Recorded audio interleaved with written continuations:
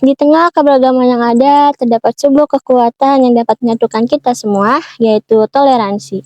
Toleransi bukan hanya sekedar kata, melainkan tindakan nyata yang dapat mempererat ikatan. Kebersamaan bukan hadir di waktu suka, tetapi tetap berdiri di saat badai menerpa. Komunitas menjadi sandaran saat lelah, menjadi pelita saat gelap. Setiap tindakan kecil kita seperti menyapa dengan senyuman, membantu orang tanpa memandang agama, atau berbagi kebahagiaan adalah wujud rantai dalam ikatan toleransi yang kuat.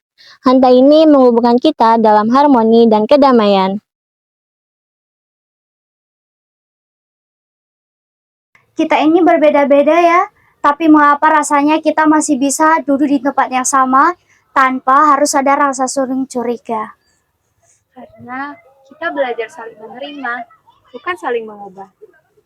Kita itu nggak harus saling seragam, tetapi harus saling jaga dan saling percaya.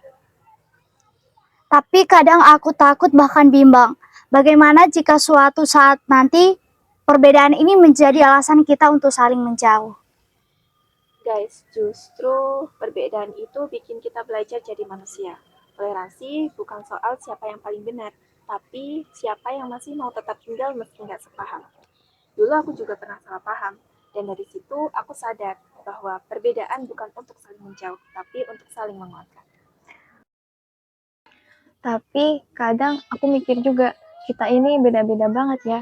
Ada yang agamanya beda, ada yang adatnya nggak sama, pekerjaannya, pendapatannya, cara ngomongnya, semua beda. Anehnya, kita tuh masih bisa kerja bareng, duduk bareng, dan tertawa bareng. Apa sih yang membuat suasana itu bisa terjadi? Ya, karena yang menyatukan kita bukan kesamaan, tapi kesadaran. Kesadaran bahwa kita hidup berdampingan, kesadaran bahwa kita itu butuh satu sama lain. Dan kita diciptakan untuk saling melengkapi. Komunitas ini bisa berdiri bukan karena semua sepakat dalam hal keyakinan ataupun tradisi, tapi semua orang sepakat dalam hal kemanusiaan. Mungkin ini yang namanya rantai.